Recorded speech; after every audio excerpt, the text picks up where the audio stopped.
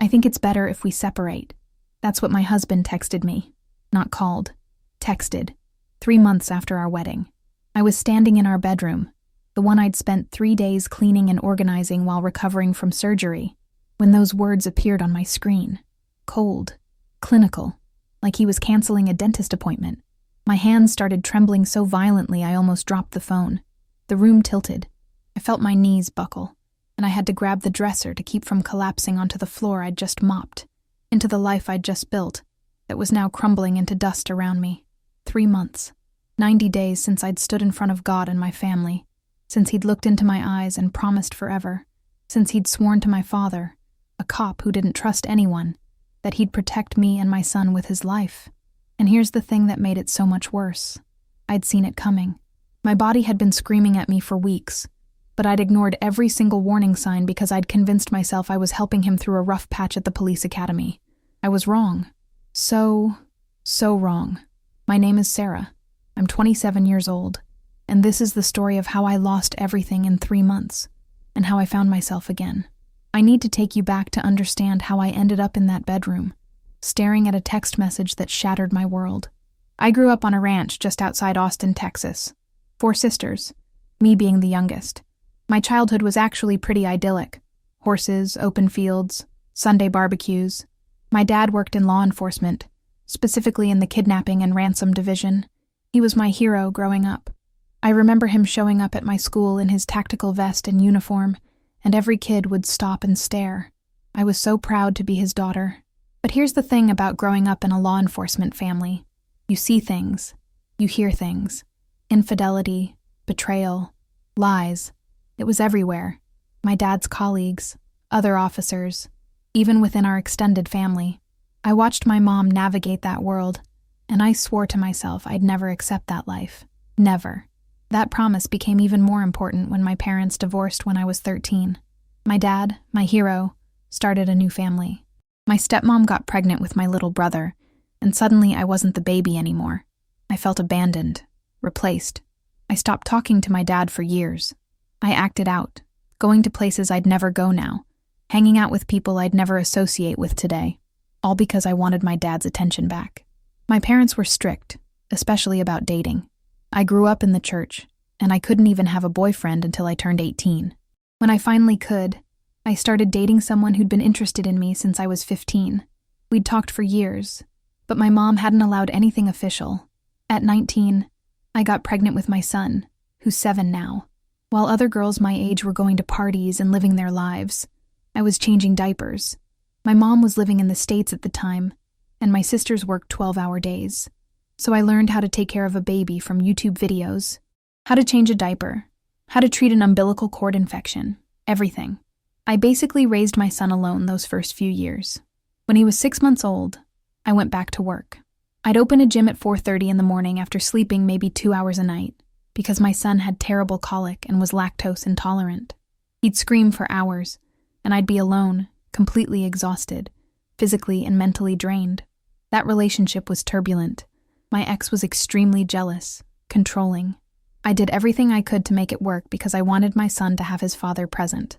But eventually, I was so worn down that I had to leave.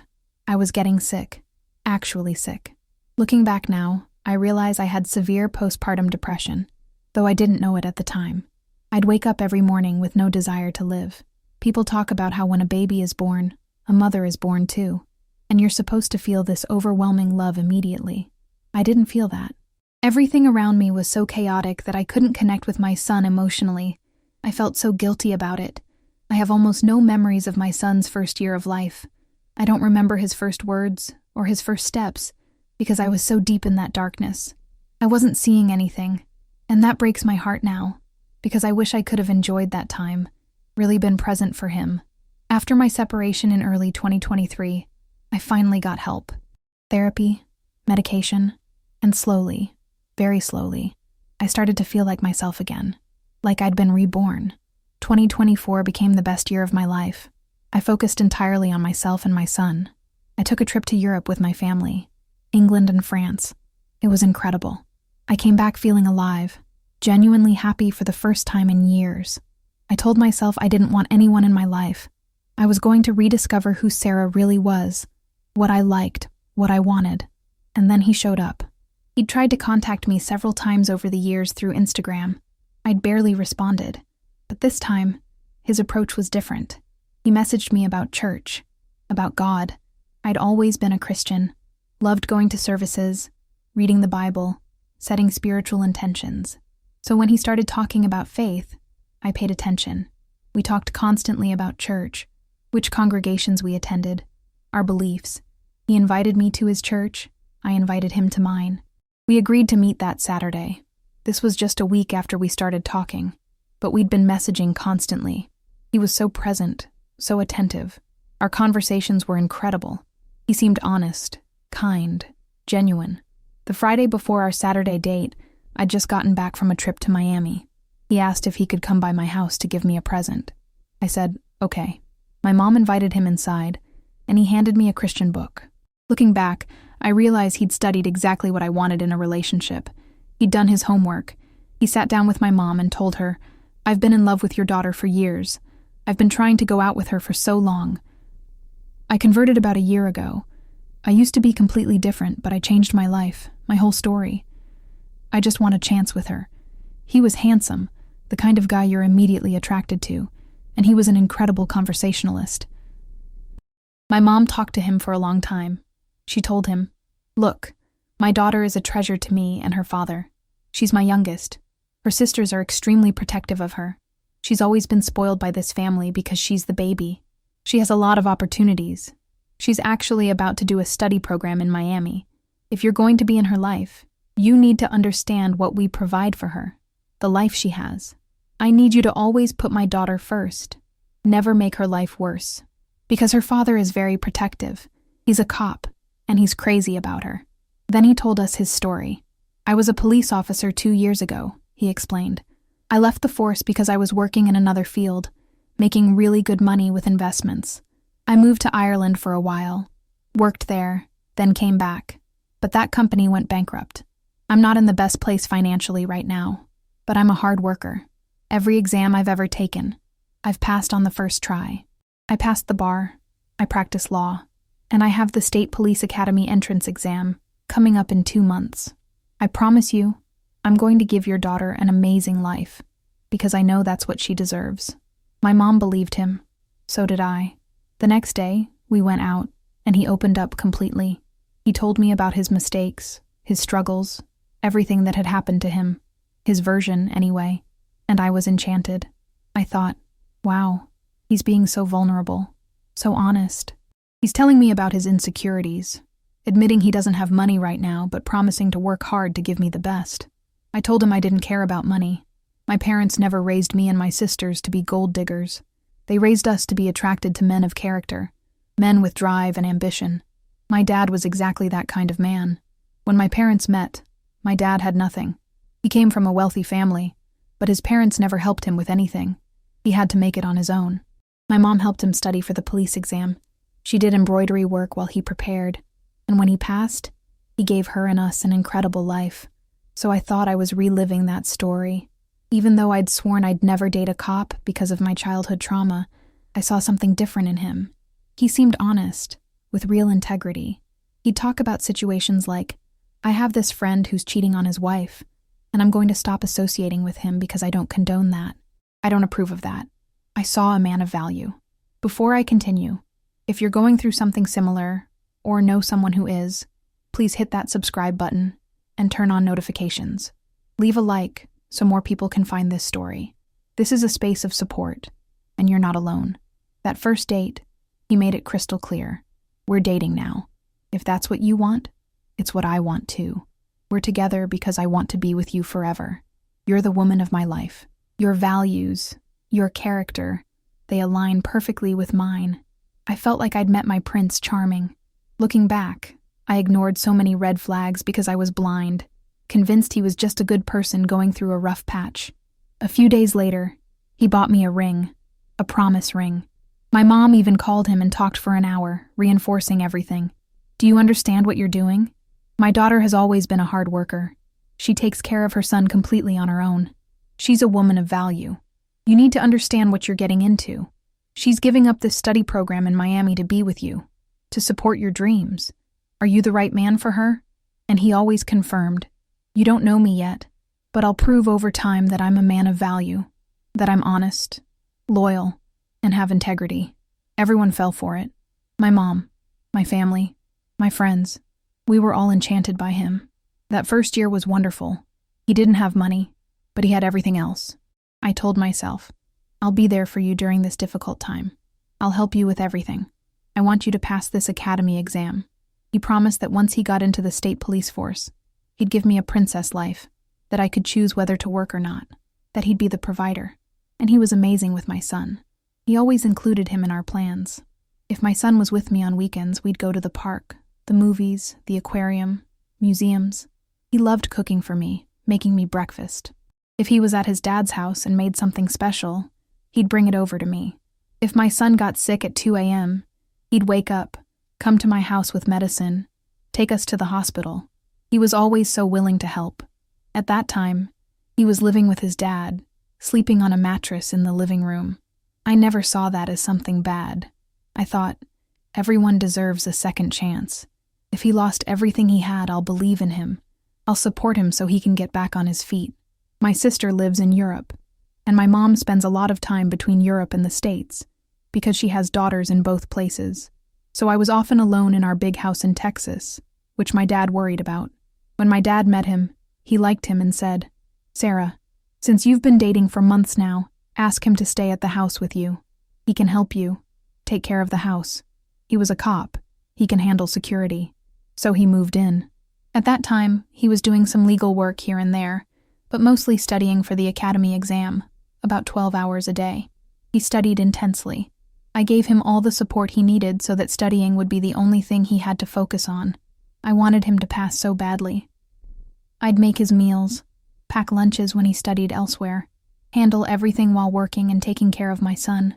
I made sure everything was perfect so he could just focus on the exam, and he did focus. I never had reasons to complain about him during that time. Sure, I didn't have the lifestyle I was used to. We went out much less. Often when we did go out, I had to pay. Same with trips. I'd always traveled a lot, so I had to take about 10 steps backward. But it didn't bother me because I genuinely believed I was with someone who would pay me back for all of it. He'd tell me constantly, I'm going to repay everything you're doing for me. I've never seen someone as caring, as kind as you are. When I pass this exam, it's for us. This isn't just my achievement. It's ours, mine, yours, and your son's. Our family. Everything I did for him, I felt I was doing for our family, because I'd get the return on that investment. He'd be the provider once he got into the police force. After 10 months of dating, he proposed. From the very first month, he told me, Sarah, before we hit 1 year, I'm going to propose, because you're the woman of my life. I was completely in love. I thought, I'm living my dream. He's wonderful, dedicated, attentive. He'd send me beautiful messages. We didn't fight. If we disagreed about something, it was always a calm conversation. Hey, I didn't like that. Can you work on it? I was always easygoing. Now I understand he always said what I needed to hear. That's why he didn't fight or push back against me. He seemed like such a calm person, but he wasn't like that with everyone. I believe now that he creates a different version of himself for each person he dates. At 10 months, he proposed. He prepared everything, asked my mom to help, bought flowers, had a custom box made with our photos. It was beautiful, incredible. He took me to dinner. I didn't know he was going to propose that night, but I got dressed up and felt so happy. I thought, I'm living my dream.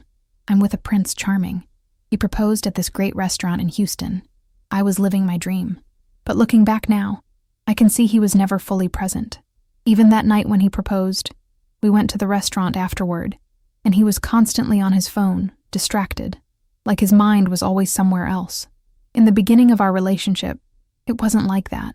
I think that's the phase where narcissists become obsessed with you, and then it gradually cools off. I was at the restaurant, bothered because he'd just proposed but seemed like he wasn't even there. But he always blamed it on studying for the exam, saying it was exhausting. Since I'd watch him wake up at 4:30 or 5 a.m. every morning, I'd think, yeah, that's normal.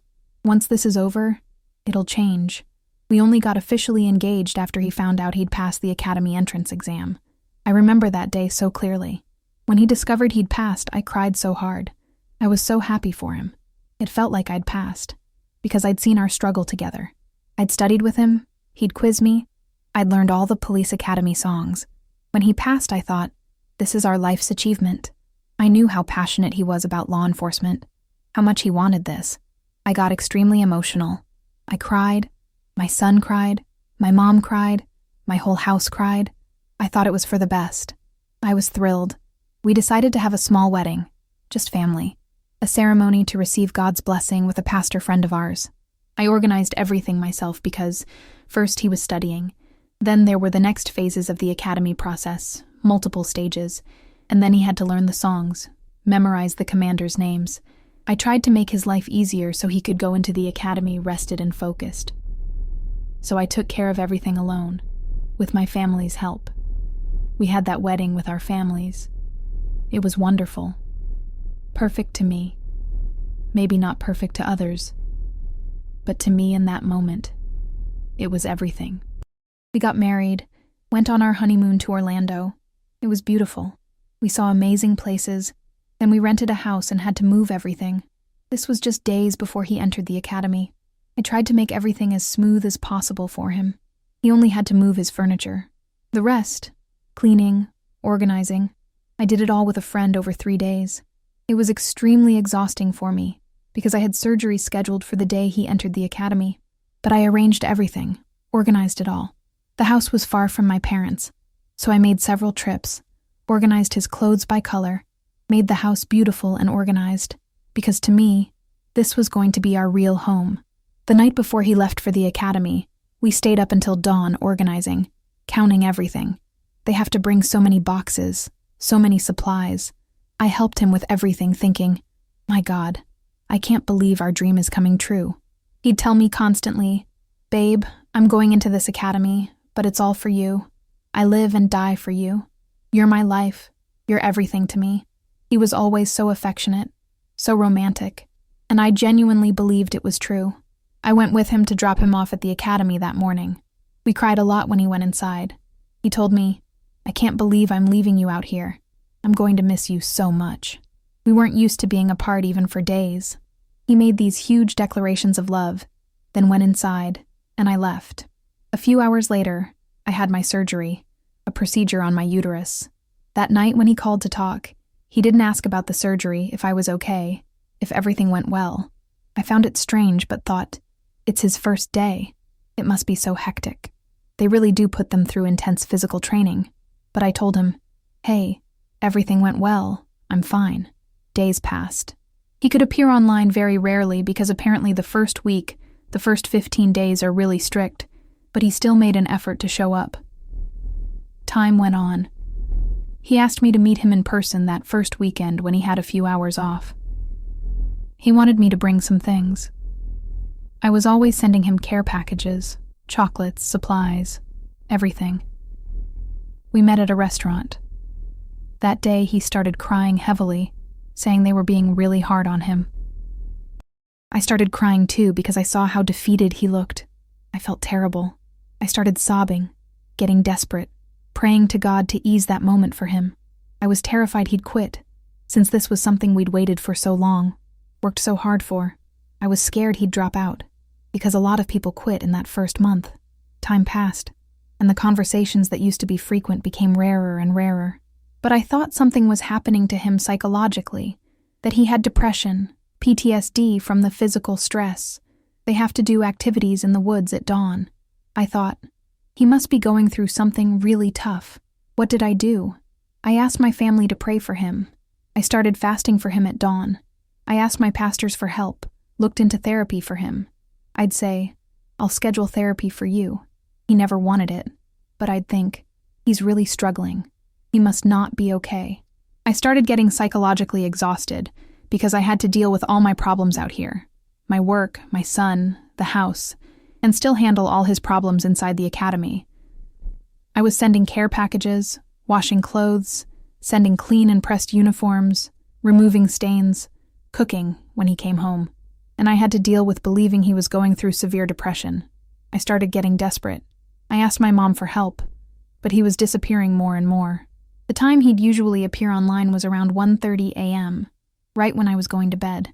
Always quick messages, never video calls, even though a 5-minute video call takes the same time as sending a message. There was always an excuse. Always. I started getting neurotic about it because someone who'd been wonderful, perfect, loving, extremely present had overnight become cold, distant. It was driving me crazy. I thought, what am I dealing with? I didn't know what I was dealing with in that moment. I tried my best to rationalize that this was just a moment of exhaustion he was going through. I talked to people, talked to other wives, but what I found strangest was that most of them told me their husbands and boyfriends were closer to them during this time, totally different from what I was experiencing. I was part of a WhatsApp group with these wives, and they were always posting that they'd talk to their husbands, sharing schedules and everything. I'd say, but he's not appearing. The same times you're posting are times when he tells me he's extremely busy. I started finding it strange, but I kept praying for him, asking God, please, take away this persecution, whatever's happening to him in there. I'd pray at dawn. During those 2 months he was in the academy. We'd been married 3 months total. During those 2 months, it felt like there was a heavy cloud over me. From being a happy person living the best phase of my life, I became completely dimmed. People around me started asking, Sarah, what's happening to you? I didn't even know what was happening to me. Suddenly I didn't want to get out of bed. Going to work felt like running a marathon. It was incredibly painful.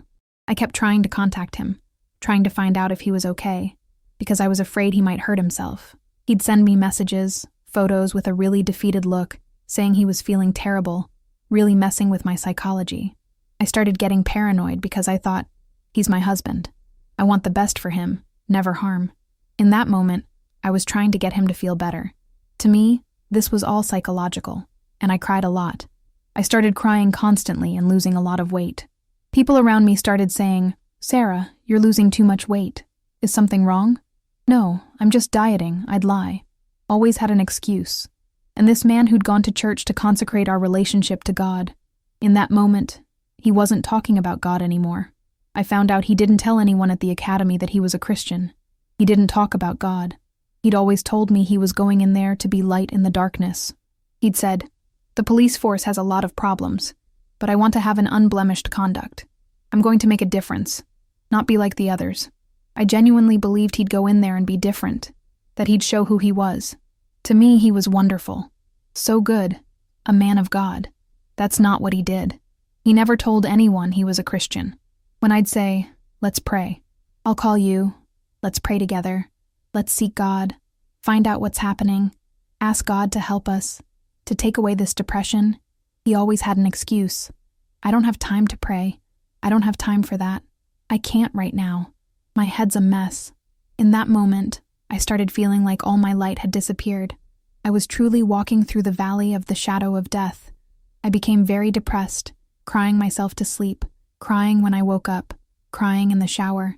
To me, it was such a huge frustration to have just married someone I thought was the love of my life, and have that person turn into someone completely different. I'd look at him and couldn't see him. It was like they'd swapped the character in the story. During those 2 months he was inside, all the other cadets saw their wives multiple times. He'd only come home twice, because there was always an excuse. He was always on duty, always participating in something, always the persecuted one, always getting assigned extra tasks the others didn't have to do. Always like that. I believed the story, but felt terrible.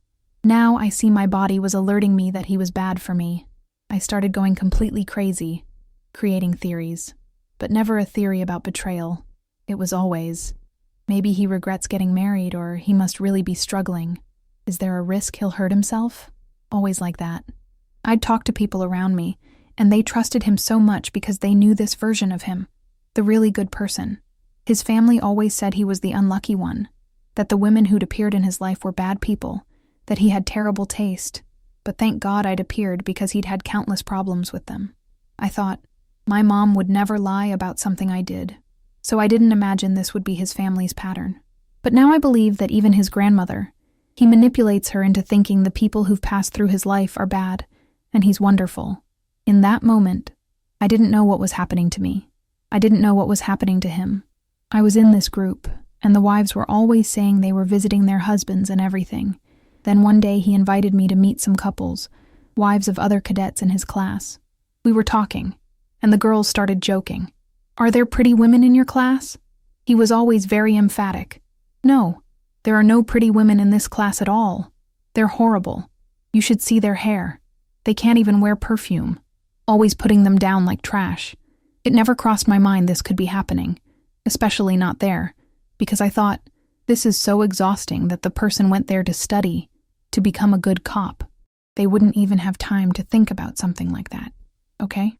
So we went, had this meeting with the couples. He'd even tell people my son was his son. I believe that was also to reinforce this good guy image, the happy family. It helped him there, I think. After that, time passed, and things got stranger and stranger. The wives would post photos with their husbands, meeting them, and he never said when he was coming home, until one day they posted their weekend schedule. It would be the first time they'd sleep at home. I saw he'd be off Friday, Saturday, and Sunday.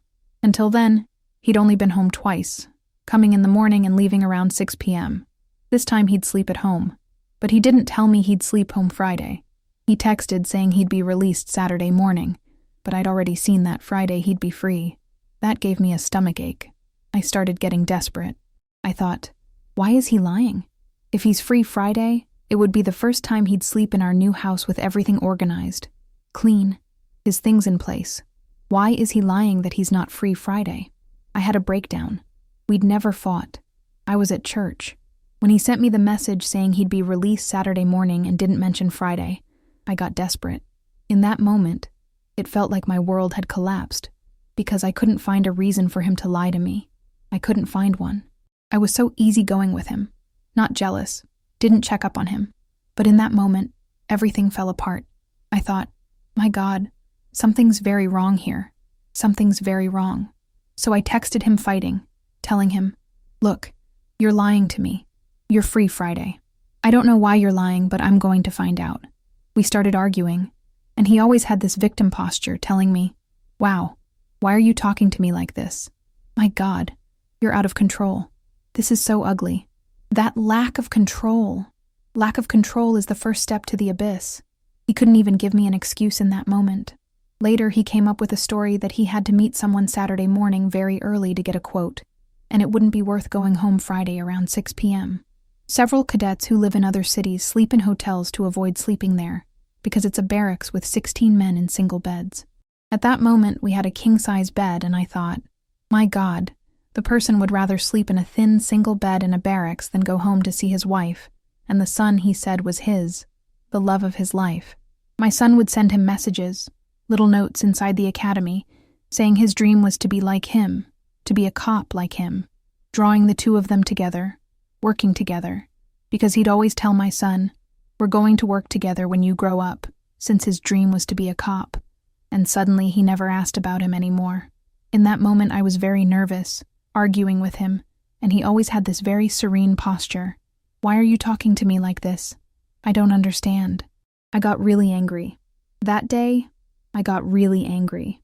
I told some friends who were actually wives of cadets, and they started getting very suspicious and started opening up to me. Look, Sarah, that day you told me so-and-so was on duty. I saw him at the restaurant with the guys. That day he told you he was learning to change locks that the commanders ordered. My husband was there. He wasn't in the barracks. I started thinking, my God. I got desperate because this was something I never would have imagined from him.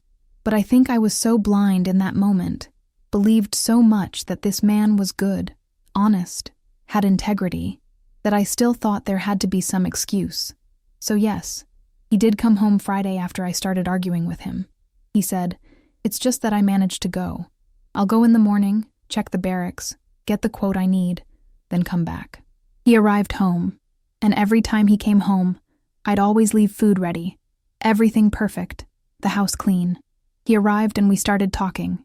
He told me, look, babe, everything's fine between us. There's nothing wrong. I'm just very tired. It's been so hard for me. I didn't imagine it would be this hard, but we're going to be okay.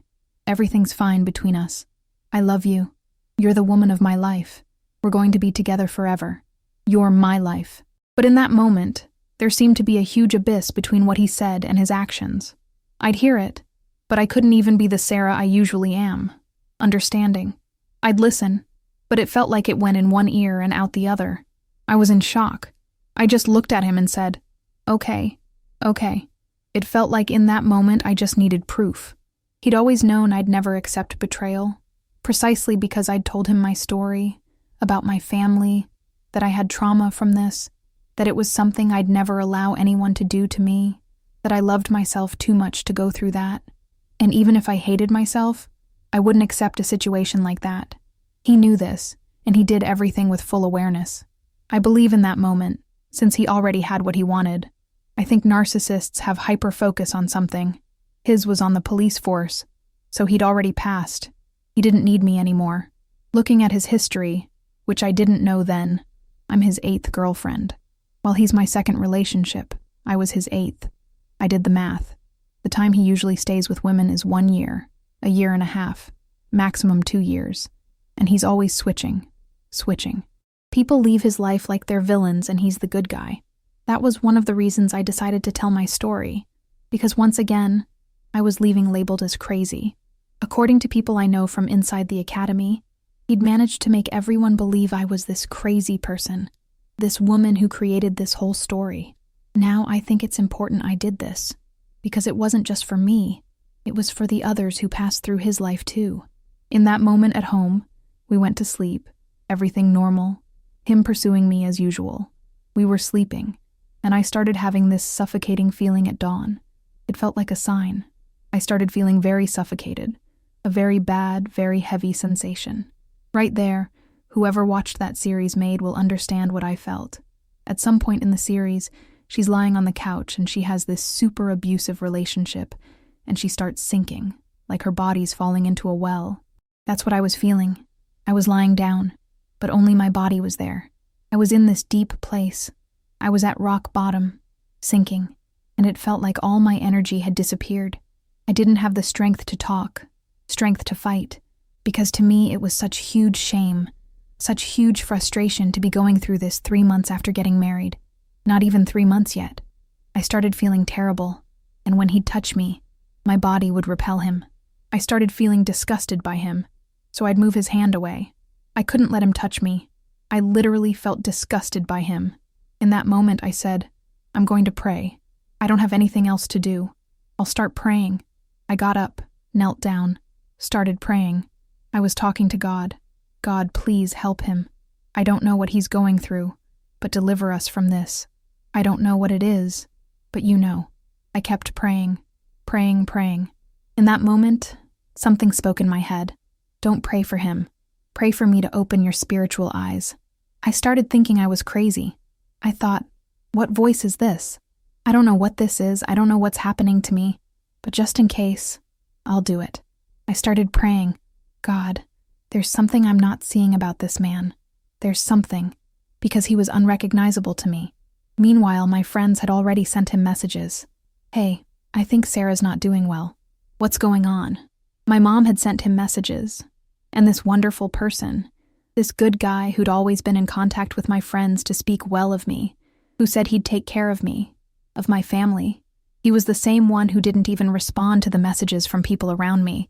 I only found out about this later. In that moment, I did that. I prayed. Out of nowhere, I'd never gone through his phone. A thought came to me. Look at his phone. He'd always had my photo as his wallpaper. Always a photo with me or of me alone. Right there, I saw the photo was no longer me. It was some random picture. When I tried to put in his phone password, which he'd always insisted I have, it wasn't the same password. I spent that whole dawn awake, the entire night. In the morning, I asked him, "What's going on that you changed your phone password?" He said, "It's just that one of the cadets at the academy needed to use my phone and I don't trust him. So I changed the password." Always had an excuse. Same with the WhatsApp profile picture. For a year it was with me. Suddenly he said the commanders asked him to have a photo alone, not with me. And I believed it. Now I see how foolish I was. I believed all his theories and accepted them calmly because to me, he was someone I could trust in that moment. He told me, "No, you can use it. The password is such and such." Since I'd never been a controlling woman, I said, He's giving me the password because there's nothing wrong, right? I said, no, it's fine. But that day was very strange.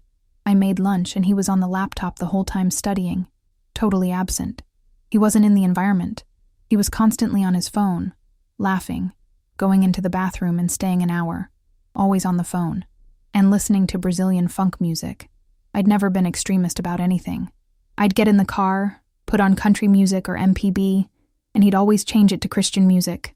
Suddenly, this man who'd changed my music was listening to funk all day. He spent the whole day with headphones on. When I got close to see what he was listening to, it was funk. I asked him, wait, now you like funk? Always an excuse. I like it because the guys in the barracks listen to it, but now I know it's because this girl, her fiancé, has a funk band and everything. She really likes funk. So he needed to listen to funk, because every woman he dates, he creates a version she'd like. He creates a new character. So there he needed to listen to funk. He listened to it all day. He spent the entire day on the computer, doing academy tasks, and occasionally he'd appear and say, babe, be right back, okay? But I felt that distance from him. He didn't want to look in my eyes. He couldn't look at me. I'd talk to him, and I'd notice he was always looking to the side, down, up, but never at my eyes. I started getting very tense. He finished around 6:30 p.m. and asked me, want to go to my sister's graduation? I said, okay, let's go. I got dressed. We went. When we got there, we were sitting, and he kept falling asleep on me the whole time. I'd always been very caring with him. I even filmed that day and posted on my Instagram, him falling asleep and me holding his head. At the graduation, he slept the whole time while I held his head.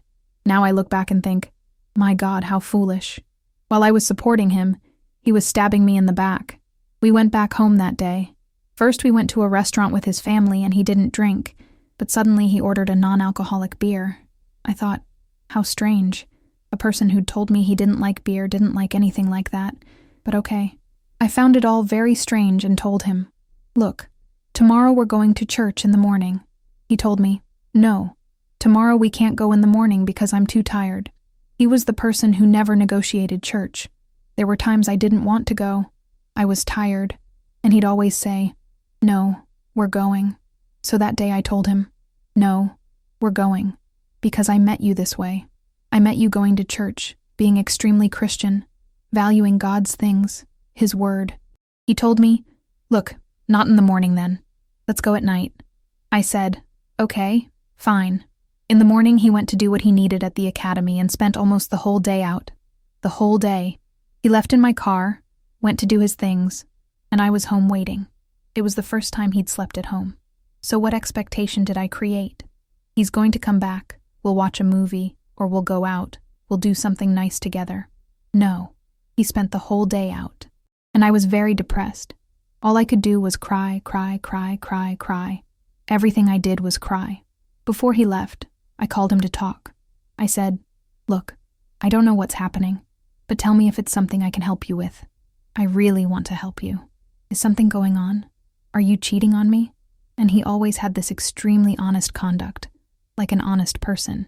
Are you crazy? I'd never do that to you. You're the woman of my life. You think I'd be capable of that? I'm not like other men. And I genuinely believed it. But right there, I had an anxiety attack and started crying uncontrollably because it felt like my body no longer believed what he was saying. It didn't believe it. I started crying, crying, crying. I was sobbing. I lay on the bed and couldn't stop crying. He simply ran his hand over my back, which was one of the things that hurt me most. Ran his hand over my back and told me, everything's going to be okay. Right there. That hurt me so much, so much, so much, because I thought, the person who said he'd die for me, that I'd be capable of doing the impossible for him, like I did so many times, is the same person who's seeing me sick, depressed because of him, and is running his hand over my back saying everything's going to be okay. He still took my car keys, left, and went to solve his problems. In that moment, I didn't know what to think, how to act. I simply called my mom and said, Mom, this isn't what I want. I'm suffering so much. 3 months married and I'm suffering so much. I never imagined going through this. My mom said, come here. I went. Before that, my car got stuck because we lived in a region with a lot of sand hills, and my car got stuck. I was completely dirty trying to unstick the car, and I started calling him. I called countless times. My eyes were so swollen from crying. 2 months of this. My car stuck there. My eyes swollen from crying so much, and he didn't answer the phone. I didn't know what to do. I simply sat in the car and started crying. I cried compulsively.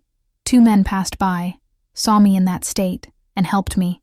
They felt sorry for me and helped immediately. He called me back much later, asking what had happened. I explained, said 2 people had helped me, but he didn't care. Meanwhile, he'd messed with my psychology so much that I crashed my car into someone. He was destroying me psychologically.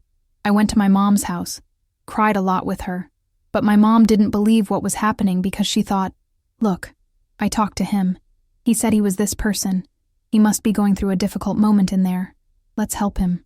Everyone was trying to help him, without knowing who he actually was. He came, had lunch at my mom's, but everyone started feeling he had very low energy, always looking down, very dark. That cheerful, communicative, kind person no longer existed. He'd changed like night and day. He went, had lunch, we left, and it was time for church. He tried everything to keep us from going to church. Everything. But I didn't accept it. I said, no, we're going. When I noticed he was very tense, I started asking him lots of questions, but he always had good excuses. Meanwhile, I'd received a video from a friend of mine, a cadet's wife, that I think was trying to alert me to what was happening. A video of a woman who'd paid for her husband's academy course, which I'd also done, paid for the course for him to enter, and as soon as he got in, he started cheating on her with a cadet from the class too, and abandoned her. I showed him and told him, look, if this is happening to me, it won't be good for you, because I'm going to leave. He freaked out. He started having a meltdown. Are you crazy? You're threatening me. I'd never do that to you. You're insane and everything. Very strange. I thought, but why is he so worried? We went to church. When we got there, he got up about 20 times. He'd go to the bathroom, get water, did everything except actually sit and listen. In the middle of the service, he said he'd forgotten his barracks key at the house and had to leave.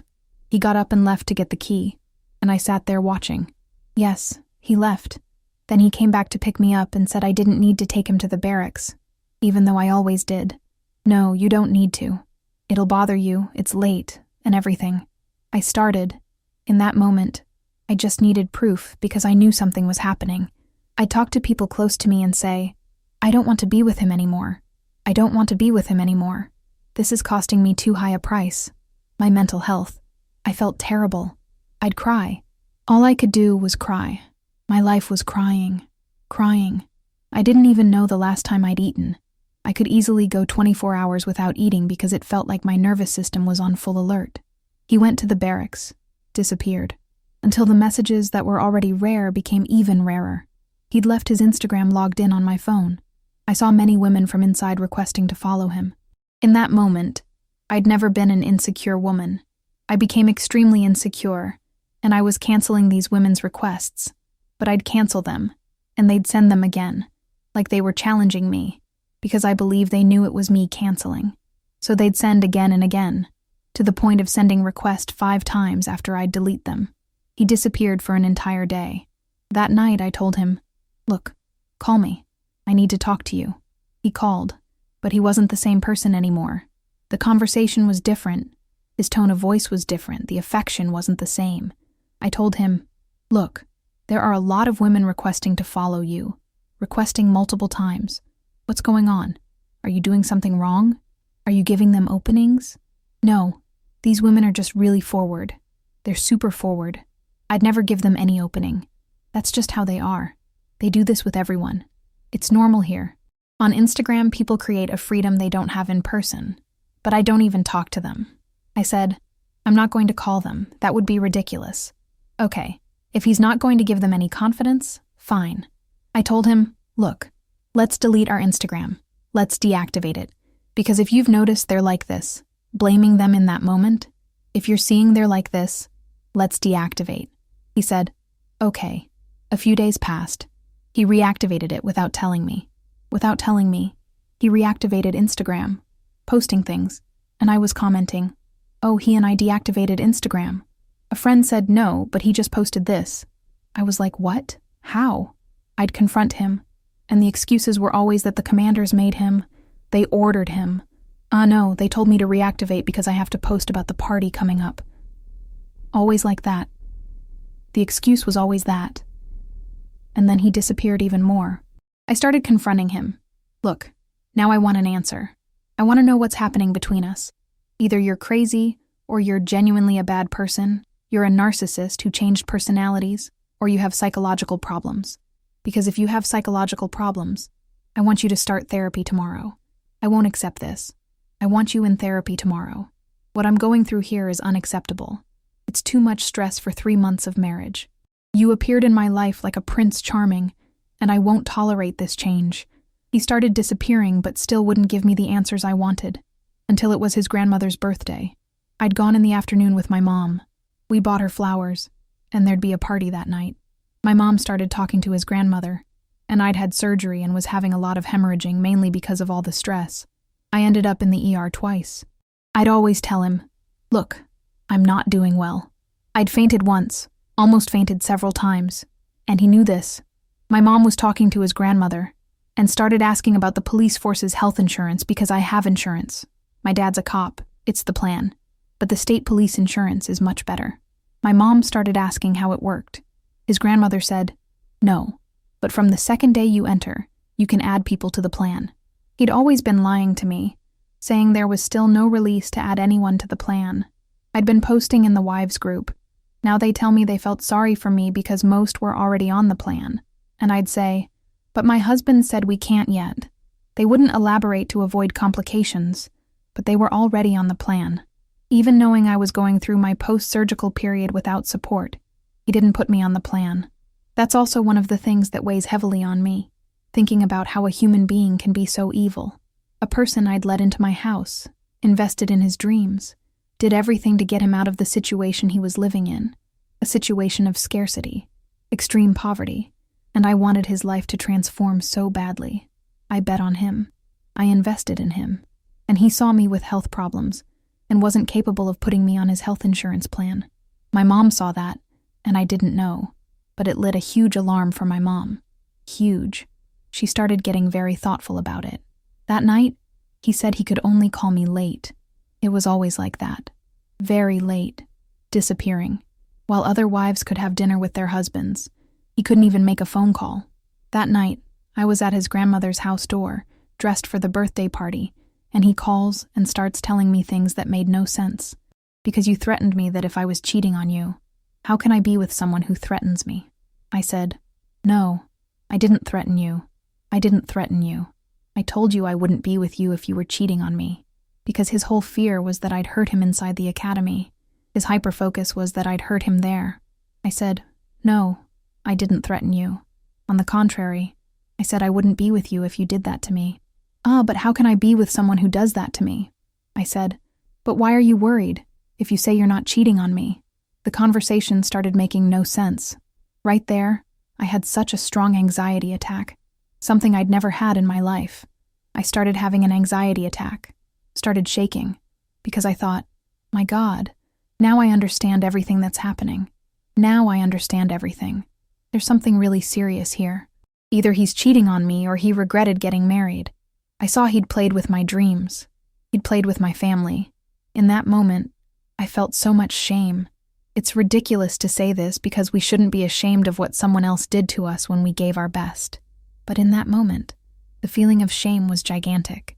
I kept thinking, how am I going to explain to my family that I just got married, and this is all happening to me? I was shaking, crying, having a terrible anxiety attack, trembling all over. He told me, look, come here so we can talk. This was on Sunday. He said, come here so we can talk in person on Tuesday. I was telling everyone, I don't want to be with him anymore. I started getting terrified, like he was genuinely a bad person who was hurting me. But everyone around me started saying, no, Sarah, he really must be having serious problems in there. Let's be patient with him. He's going to call you and apologize for this whole situation. I kept going back and forth between thinking he was being evil to me and thinking he had psychological problems. He knew I had a lot of empathy for people with psychological issues because I'd had depression, and he used that a lot. Okay? I waited those days, but it felt like I sensed something very serious was about to happen. My whole body was telling me. I invited some friends to go to the pool with me. We were swimming, having a wonderful day. I looked at one of these friends and told her, "Look, I'm going to tell you something. I don't know if you'll think I'm crazy." She said, "Tell me." I said, "I think we're going to separate." She said, "Girl, no, that won't happen. He's so in love," because everyone around me saw him as an extremely passionate and dedicated man in the relationship. She said, "No, I can't see it the way you're telling me." I said, "Look, I have this feeling, this premonition that it's going to happen, but I also know everything will be okay, because I lived without him for 26 years of my life, and as much as it'll hurt a lot, I'm going to rebuild. Do you trust me?" She started saying, "Girl, of course I trust you. I know how strong you are." I started crying. I said, "Look, I'm saying this to you, but really for me, so I can hear it, that I'm going to recover. I'm going to recover. And especially for my son, I'm going to recover." We had a wonderful day, playing like children. It felt like I was returning to my essence, because I hadn't been able to be happy for 2 months. If this story is resonating with you, don't forget to leave your like and subscribe. Turn on notifications so you don't miss what happens next. The next day, I got dressed to meet him. I received a message from him. We were supposed to meet in person, and he sent me, "Good morning. It's possible you'll come and the lunch hour will be very short." He didn't want me to go, but it's a risk. I should be able to have lunch at noon. Unfortunately, I don't have good news. Just like that. Very casually. I responded, "That's the bad news?" I didn't understand. That he'd only be released at noon and couldn't talk to me. He responded, "No, about us." Immediately I called him. I said, "What are you telling me? Because depending on what it is, I don't even need to go there." He answered me with a coldness I think I'd never experienced in my life. Such a cold person. I'd thought he was the most romantic, warmest, most empathetic man in the world. He was extremely cold in that moment. He answered me, "Look, I think it's better if we separate." I said, "What? A 3-month marriage?" Until then, I didn't want to be with him anymore, but I was enduring it because I hadn't gotten married to separate. I was going to go through whatever I had to, believing he had psychological problems, because I wasn't going to let go of his hand. That wasn't the promise I'd made to God. So he answered that, "Yeah, I think it's better if we separate." Like someone saying there'll be lasagna for lunch. I only responded, "Okay," and hung up the phone. I sat on the bedroom floor alone and I cried. I cried so much, so much, so much, so much in that moment. I started talking to God. "God, please, bring to my memory what gives me hope. Bring to my memory what gives me hope." Because I hadn't married for this. I never imagined in my life that the same person who'd entered my house, who'd sworn to my parents he'd take care of me and my son, who'd entered my son's life, who abhorred everything bad, betrayal, always told me that when a man cheats on a woman, his life is simply destroyed. It's something very serious. Was the same person making me go through this. In that moment, I didn't know what to think, how to act, what to do. I didn't even know my next step in life because I'd given up dreams. I'd fought with people because of him. On his birthday, not even his family wanted to go. I'd just cleaned a house for 12 hours. I was on so much pain medication for my back. I went and bought him a cake, bought snacks, threw him a surprise party. So the person I'd given myself to completely, when not even his own family cared, he was the same one pushing me into the abyss. I started feeling sick. Everything in me hurt. My whole body hurt. In that moment, I had bruises all over my body. Bruises all over my body. My psychology was very shaken. I cried a lot. Thank God, I'm someone who throughout my life preserved my friendships. In that moment, I called a friend and said, "Look, this happened to me. Come here." These friends arrived at my house with flowers, with breakfast, with everything and more. I was at rock bottom. In that moment, I know exactly what it is to walk through the valley of the shadow of death. I couldn't get out. It felt like I was drowning. They did my hair. One did my nails. Another did my hair. Another gave me a back massage. And I was extremely drugged on medication because I thought, if I stay sane, maybe I'll do things I don't want to do. Drugged on medication. Crying. I called my sister who lives in Portugal, and he'd been encouraging me a lot to come to Portugal. He'd even said he'd pay for my ticket, that I could buy the ticket on his card. He'd pay for my ticket.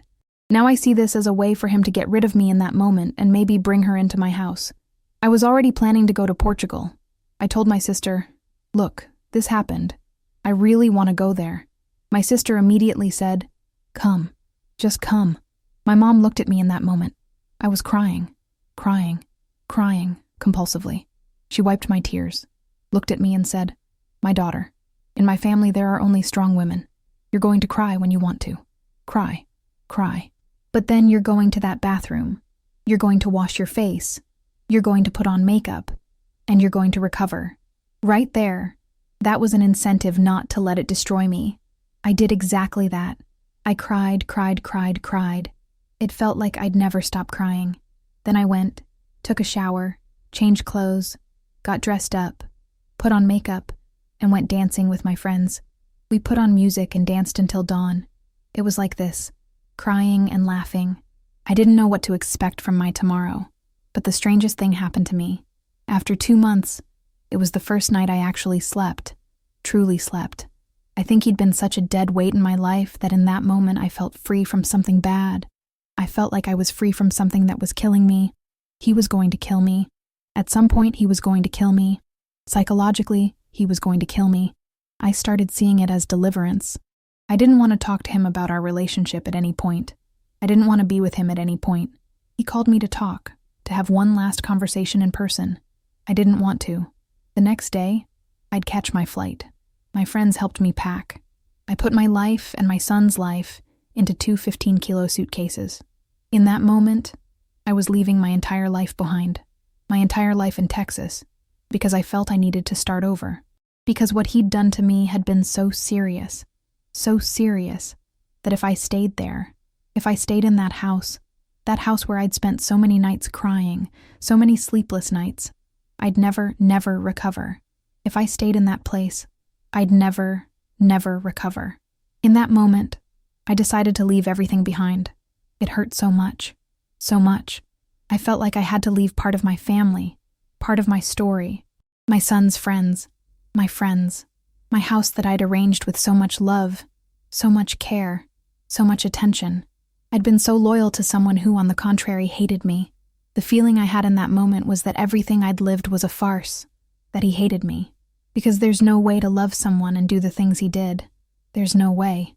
In that moment, we were organizing the suitcases, and everyone was crying. Everyone crying because it was simply unbelievable. Something we thought would never happen. My friends were completely in disbelief, because they were the people who'd supported me the most, and said he really seemed to love me very much, to care for me so much. It was like everyone felt a share of guilt for supporting that in the moment. My mom felt guilty. Everyone. I got in touch with his family. Actually, a little before that happened, a day before I caught my flight, I started receiving countless calls from people telling me he was cheating on me inside there, and that this was already a subject inside. I felt so stupid in that moment. So stupid for having trusted him, for having believed. Everyone told me the same name. They passed me this girl's contact, and I messaged her. She didn't even respond. She viewed my message and didn't respond.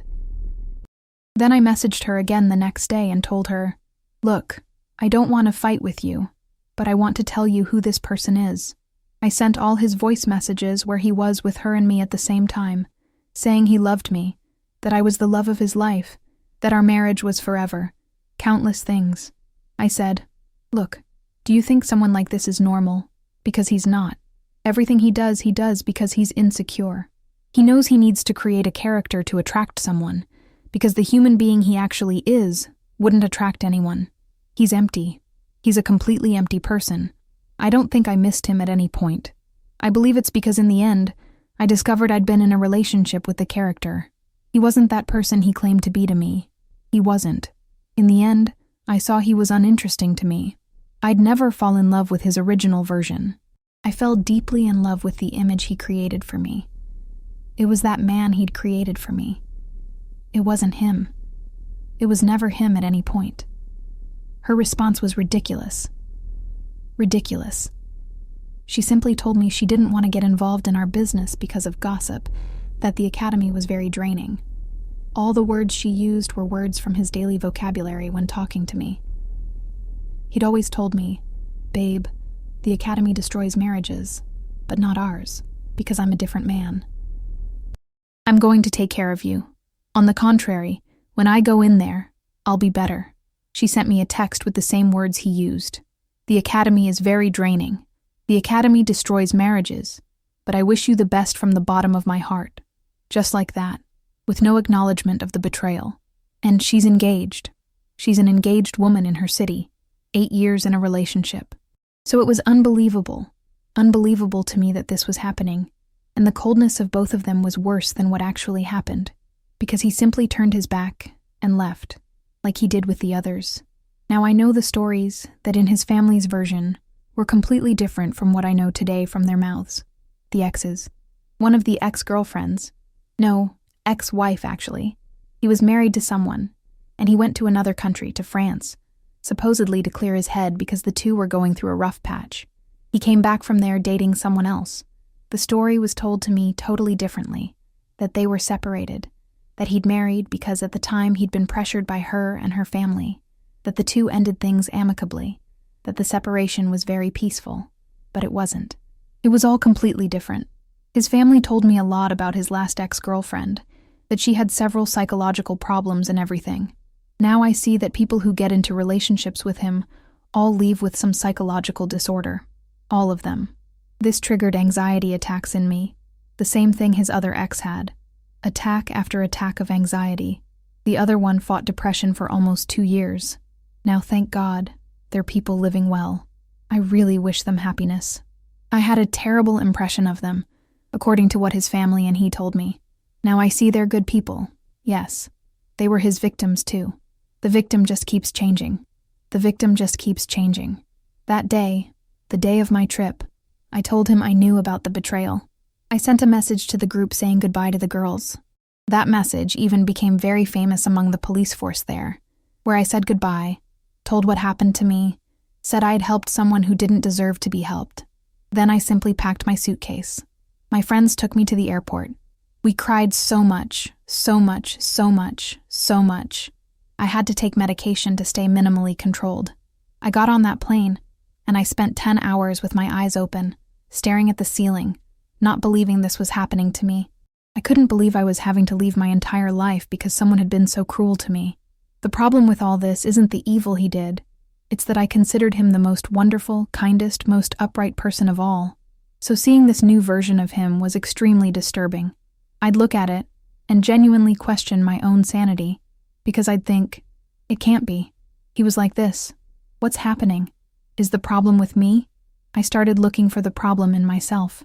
Suddenly I started thinking I was ugly, started thinking less of myself. When I got here, I arrived with my life destroyed, feeling extremely depressed. I didn't know what would become of me in that moment. I work in aesthetics. I didn't know if here would be a good place to start over, but thank God I had my family's support. There's a phrase, you can't destroy someone who has family, and that's exactly it. In that moment, I was so embraced by my family, my sister, my brother, my nephew, my son. My son would make me little cards. Mom, get better. Everything will be okay. It hurts me so much that he created a police trauma in my son. My son's dream was to be a cop. Now he says, I don't want to. I don't want to because look what he did. I try to get that out of his head, but it's something that hurts me. Here in the first week, I started looking in the mirror and telling myself, no, the problem isn't with you. The problem is with him. I started focusing on other things. I went to the gym a lot. I still cried a lot. I'd spend hours crying. I started going to the gym, going out with my nephew, my brother. They introduced me to people. I made friends, went out with my sister. Even when I didn't want to go, didn't want to leave the house, my desire was simply to bury myself under the covers. There were days I spent 10 straight hours with the covers over my head, crying, and everyone trying to pull me out of it. I didn't want to, but I'd go forced. So I started riding my bike around the neighborhood. I started looking for work, partnering with clinics, going to restaurants, going out, running, going to the gym. I managed to reframe what had happened to me. I had two choices: let it kill me, or reframe everything that was happening to me to become a much happier person today. That was the choice I made. I thought, I was his victim. I'm not his victim. I refuse to be eternally his victim. So I'm going to use this to help other people. I'm going to use this to become bigger than I was, a stronger person, someone who now knows how to handle things differently next time, with someone who tries to get close to me. In that moment, I didn't see a lot that I'd see today. Also because I'd only had one relationship in my life. Today he'd be someone who wouldn't even get close to me, couldn't get close to me. That whole fire from the first moment. He was obsessed with me, with my way, my voice, everything. Now I see that was gaslighting. He was filling me with love in that moment, giving me that love bombing. Now I can see that, but I was so blind, so in love in that moment, that I just let myself be carried away by him. He boasted a lot about having had several relationships, this at the end when we were already separating. He'd always say, "Is the problem with me? Because all the women I've been with, I was the one who ended it." I made it very clear to him that yes, the problem was with him, that having ended things with these women doesn't make him a good person. On the contrary, he hurt them all.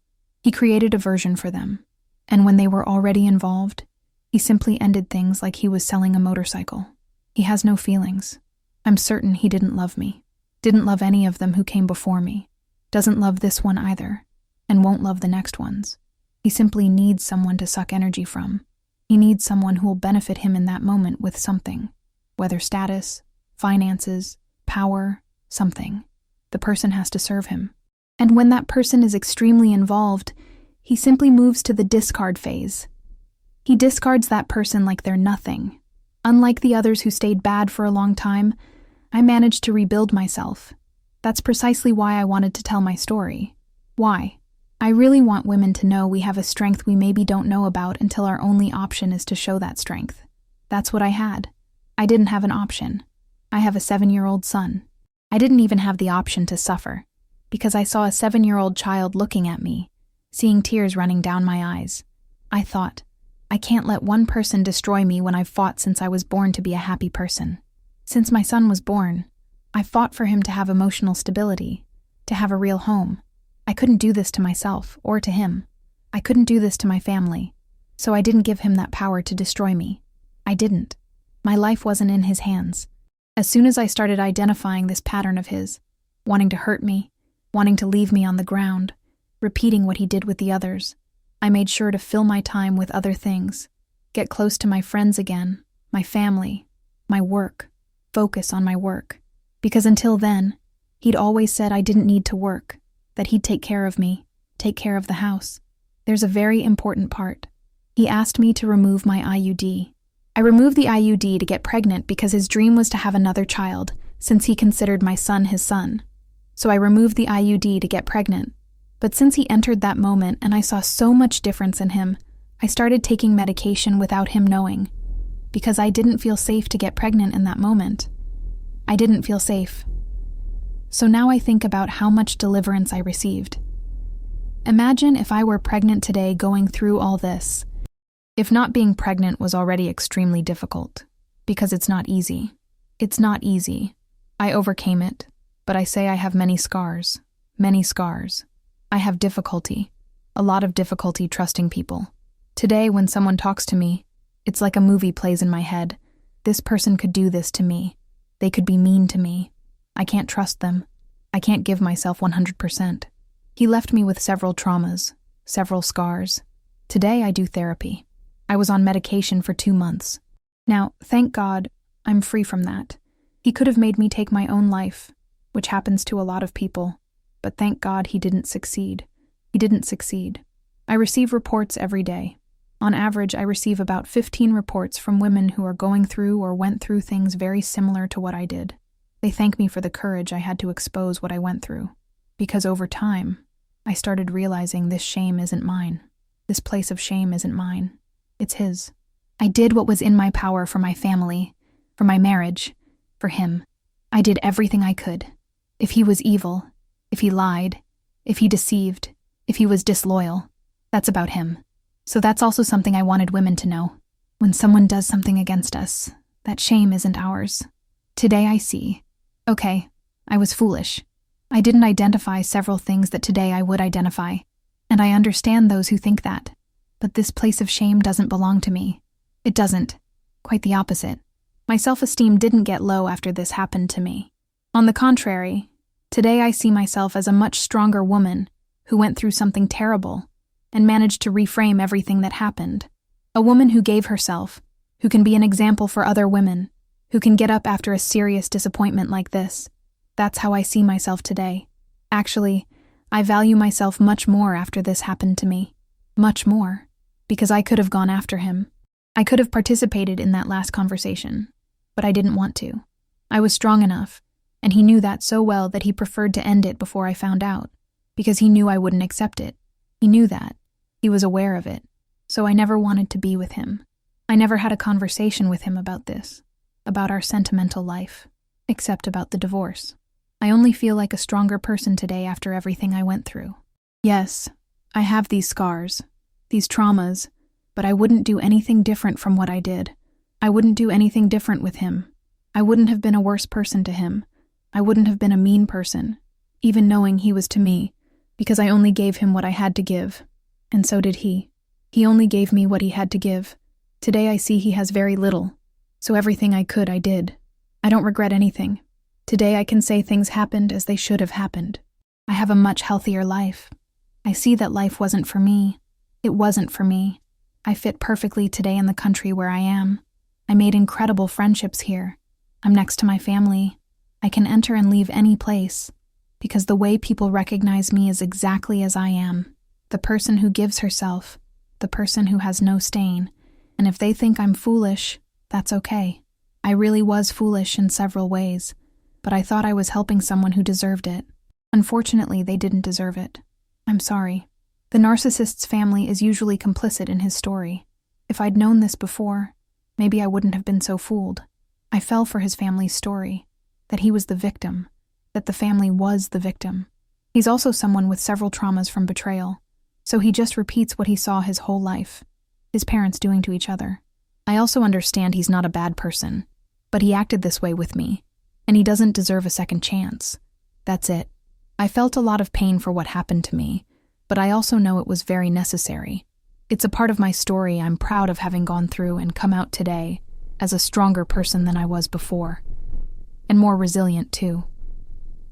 I'd really like to thank the opportunity I'm having here, and the visibility.